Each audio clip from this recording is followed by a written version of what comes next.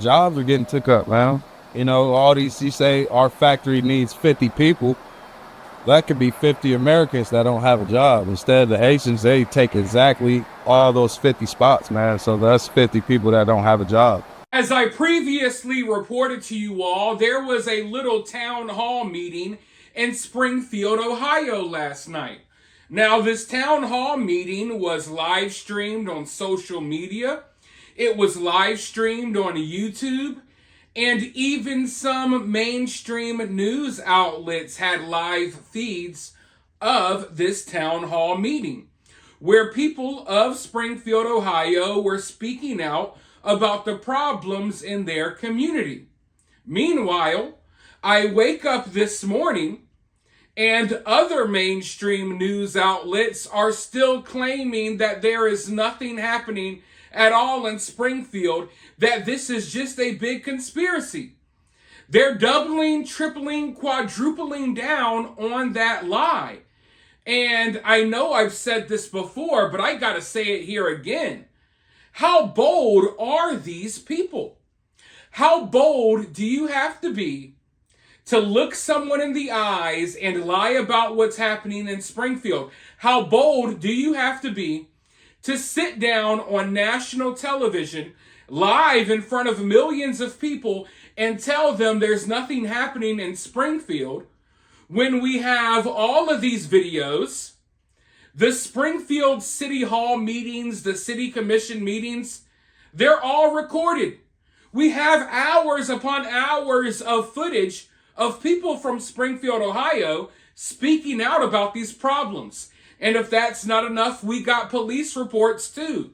Yet the mainstream media, they feel confident enough that they have a control over certain people. So you could literally see this town hall meeting with your own eyes, but the mainstream media will look at you and say, hey, none of that ever happened, and you'll just go along with it. It's insane to me. It's like we're living in two different realities. We got people who are here for the truth, and we got people here that just want to hear what they want to hear.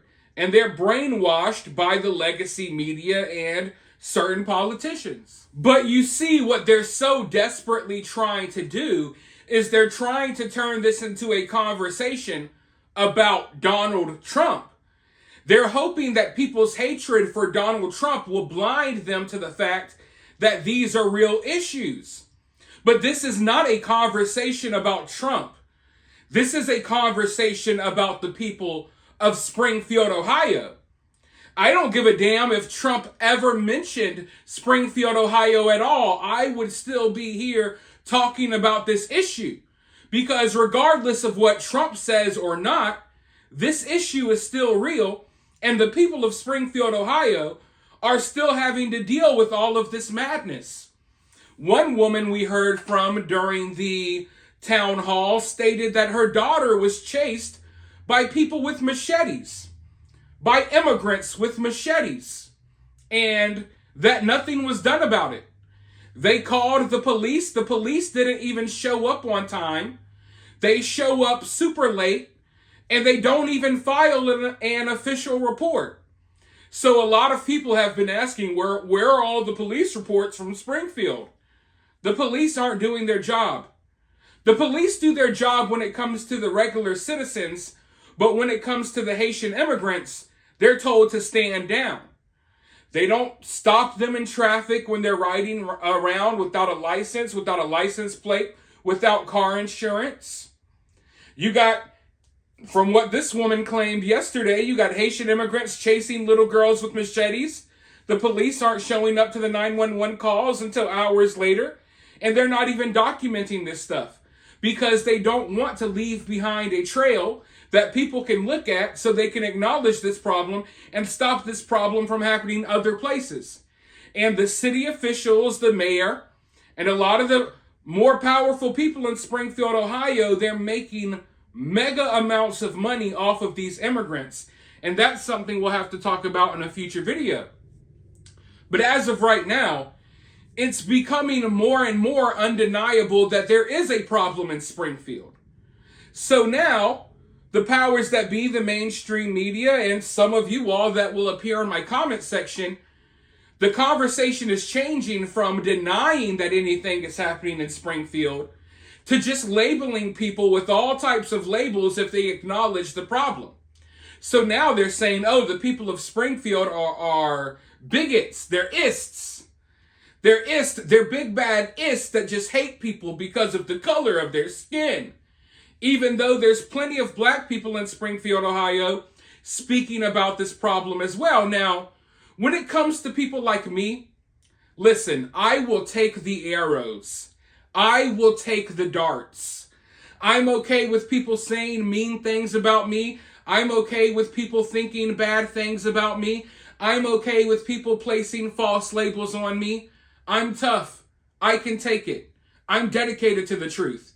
I'm used to people getting pissed off at the truth. But some of these old ladies that are speaking out about the problems in their community, they're scared. They're scared to have these labels placed on them.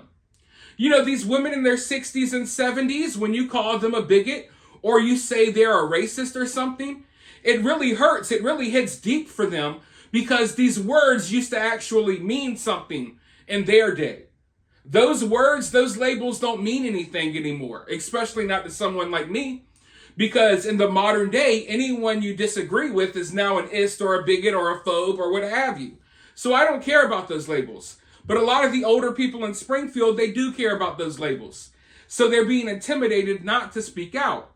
But I want you to hear from a couple of them real quick. I'm going to roll these clips and then I'll be right back with more thoughts. Many of the Springfield residents who spoke out at this town hall meeting last night out here say they're not angry at these 15,000 Haitian migrants for settling here in their city. They don't blame them for wanting a better life, but they do blame the federal government and their local leaders, who they say just are not listening to them. So you can imagine how excited they were last night. Take a look when former Republican presidential candidate Vivek Ramaswamy showed up, got a big round of applause, got a bunch of cheers when he walked in. He essentially handed the mic over to more than 200 of these locals, let them sound off and vent about the issues they say this Haitian influx has caused for their little town. Take a listen. You know, we could have handled 3,000, 4,000 people. No, we're not unwelcoming to that effect. But 20,000, when does it stop? Make the Haitians feel welcome, but they also have to learn our culture. And the biggest thing is they don't know how to drive. So we need less migrants in this town. We can't absorb them. There are people outside of Springfield who call you guys racist for being worried and upset about this. How do you respond to that? Well, you know what? You don't live here, so mind your own business. How about coming up and I change your population by 50% and see how you like it? It is a racism. If they were 20,000 people from Sweden, it would be the same thing. I don't think I'm racist. I think Springfield is a very welcoming community. I hope you guys are able to see what's happening here. People's communities are being invaded, and when they step up to say something about it, they're called the bad person. So you got Haitian immigrants in Springfield, Ohio, who are allegedly stealing the ducks and the gooses out of the local ponds. You got reports of pets going missing, but I don't want to focus on that. Because we know for a fact that we have little kids who have been killed. We have old ladies who have been killed. And instead of acknowledging the people who are doing this as the problem, they're labeling the actual Americans, the actual residents of Springfield, Ohio.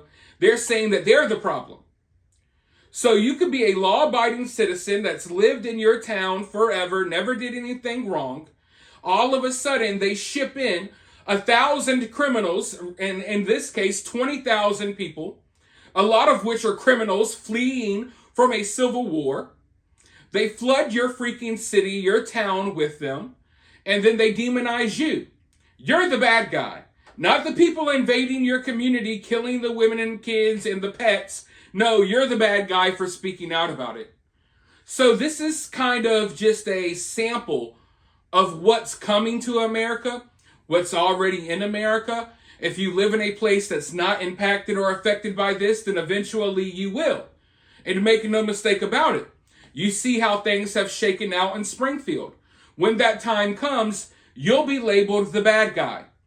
You'll be labeled the big bad guy, the ist, the phobe, whatever label they can place on you, because you're taking a stand for your community and you're taking a stand for your people. They'll ignore the crimes committed by these monsters that they're shipping into our country while making you out a monster for pointing out these crimes. And that is unsustainable. This is something we cannot allow to continue festering and spreading throughout our country like a freaking virus. But for now, I want you all to spread down to my comments below. Let me know what you think of this. Hit that thumbs up. Share these videos. Always share these videos on social media. And while you do so, make sure you're subscribed, and I'll talk to you all very soon in the next one.